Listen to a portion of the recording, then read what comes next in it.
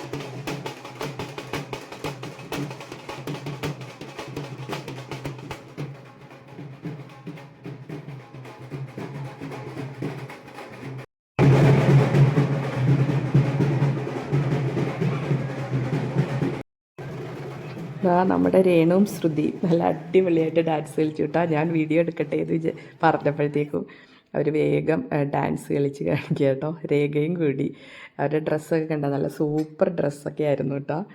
എന്താണെങ്കിലും എല്ലാവരും full energetic performance ആയിരുന്നു കേട്ടോ അന്നത്തെ ദിവസം.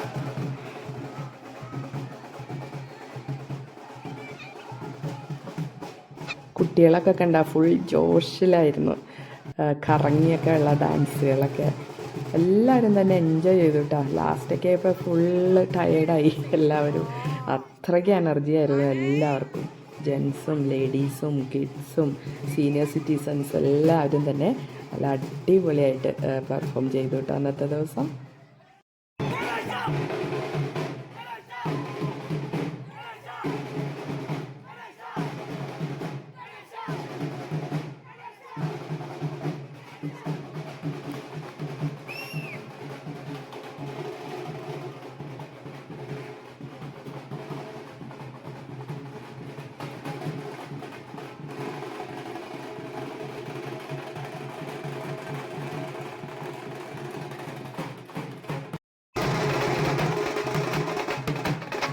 ഇതാണ് നമ്മുടെ സ്മിത, രേണു, അക്ഷര,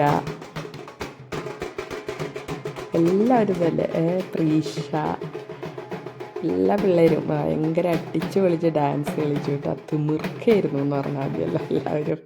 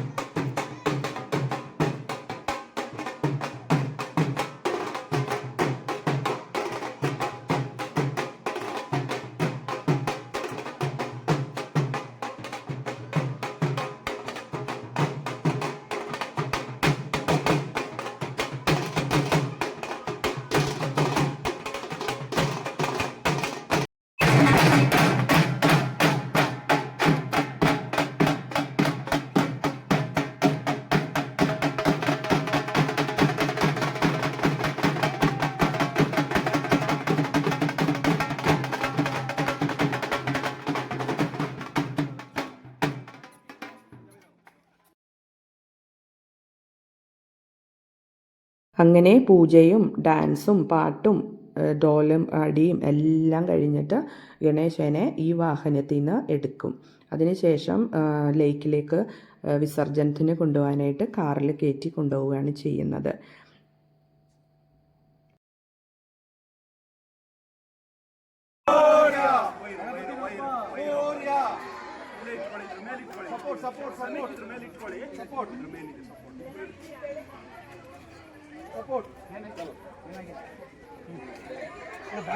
आगे तो बन इनमें और सपोर्ट कीजिए आप पीछे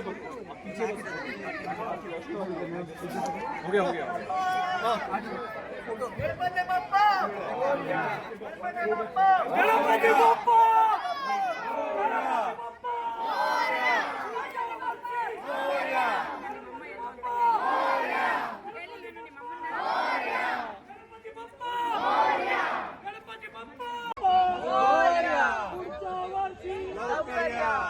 गणपति बप्पा